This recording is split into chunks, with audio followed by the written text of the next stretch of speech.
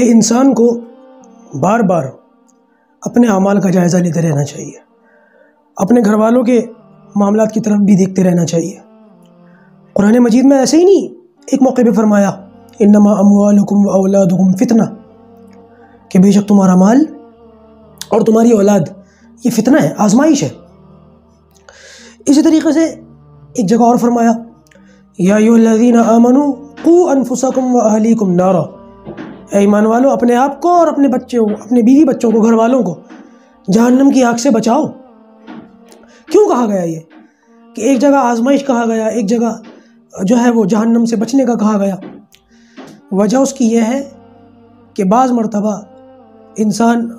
لاکھ اپنے بچوں کو صحیح راستے پر لانا چاہے، لیکن ماحول اور سوسائٹی کی وجہ سے کبھی کبھی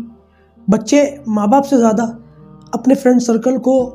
اور جو ان کو ماحول ملا ہوا تو ان چیزوں کو ترجیح دیتے ہیں۔ کسی بزرگ نے کہا ہے کہ بچہ اگر 15-16 سال کا ہو جائے تو اس کو دوست بنا لو، ورنہ دشمن تو وہ بن ہی جائے گا۔ یہی وجہ ہے کہ آج کل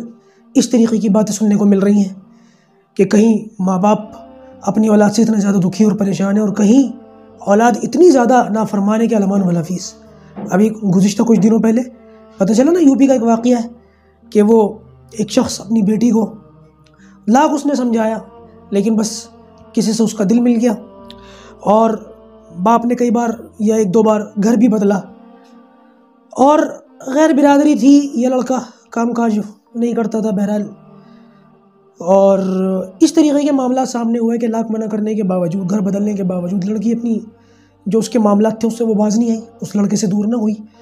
حتیٰ کہ گھر والوں کو بے ہوش کر کر کے نیند کی دوائی کھانے اور چائے پینے کی چیزوں میں ڈال کر کے سارا دن کے لیے چلی جائے۔ اس معاملے میں دونوں طرف سے کوتاہی ہیں، باپ کی طرف سے بھی اور بیٹی کی طرف سے بھی، لیکن یہ مسئلے کا حل نہیں ہے کہ جو اس شخص نے کیا، یہ اسلامی تعلیمات نہیں ہے کہ اگر بچہ نافرمان ہو جائے تو اس کو گلے ہی کاٹ دو، اس کو جان سے ہی مار دو۔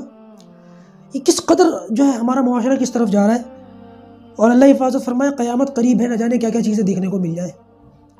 انسان سب کچھ کرتا ہے اپنی اولاد کی خاطر، تھکتا ہے، مرتا ہے، صبح سے لے کے شام تک۔ جون جولائی کے موسم میں ماں باپ بھٹی کے آگے، تندور کے آگے بیٹھے رہتے ہیں 4 پیسے کمانے کے لیے کہ میں اپنے آپ کو جھلس دوں، میرے بچوں کو سکون مل جائے۔ اور آج اس طریقے کی چیزیں ہمیں دیکھنے کو مل رہی ہیں، نہ ماں باپ کو اپنی اولاد سے محبت ہے اور نہ اولادوں کو اپنے ماں باپوں کی عزت کا خیال ہے۔ اللہ حفاظت فرمائے، اس طریقے کی چیزوں سے جتنا زیادہ ہو سکے بچنے کی ضرورت ہے۔ صرف اور صرف ایک ہی چیز ہے جو ان سارے مسائل کا حل ہے، وہ ہے اپنے بچوں کو بروقت دینی تعلیم دینا، اس کے علاوہ اور کوئی راستہ نہیں ہے۔ آپ دنیا کی اچھی سے اچھی چیزیں بچوں کو کھلائیں، سونے کا نوالا کھلائیں، اچھے سے اچھی جگہ لے کر کے جائیں، لیکن اگر آپ نے اپنے بچوں کو دینی تعلیم نہیں دی، آپ نے اپنے بچوں کو قرآن نہیں دیا، تو یقین مانیے آپ نے اپنے بچوں کو کچھ بھی نہیں دیا۔ آپ ان جانوروں کو دیکھیں، یہ کیا کرتے ہیں، صبح سے لے کے شام تک ان کو اپنے بچوں کے پیٹ بھرنے کی فکر ہوتی ہے، شام ہو جاتی ہے یہ اپنے گھونسلوں میں اور اپنے بلوں میں اور جو بھی ان کی جگہیں ہوتی ہیں رہنے کی وہاں چلے جاتے ہیں، اور پھر جب صبح ہوتی ہے پھر ماں باپ نکل جاتے ہیں، پھر کھاتے ہیں اور پیتے ہیں اور وہ اپنے بچوں کے لیے لاتے ہیں،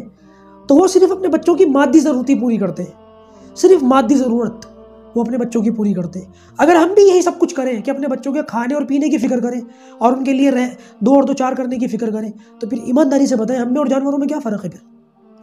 جانور بھی صرف اپنے بچوں کی مادی ضرورت پوری کریں اور ہم لوگ بھی اپنے بچوں کی صرف مادی ضرورت پوری کریں۔ اللہ تبارک و تعالیٰ ہمیں اپنے بچوں کی روحانی اور علمی ضروریات پوری کرنے کی توفیق عطا فرمائے۔ اس پر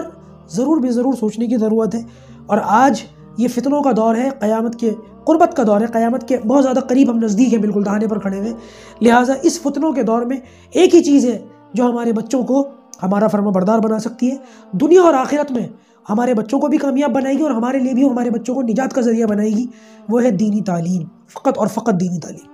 اس پر جتنا زیادہ ہو سکے، اور جس طریقے کے واقعات اور معاملات ہم دیکھ رہے ہیں اور سن رہے ہیں، اس کو سامنے رکھ کر تو یہی سمجھ میں آتا ہے کہ جتنا زیادہ ہو سکے بالکل ایک غیر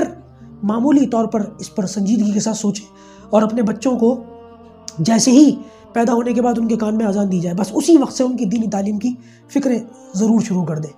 اللہ پاک ہمیں ان باتوں پر کہنے سننے سے زیادہ عمل کرنے کی توفیق عطا فرمائے۔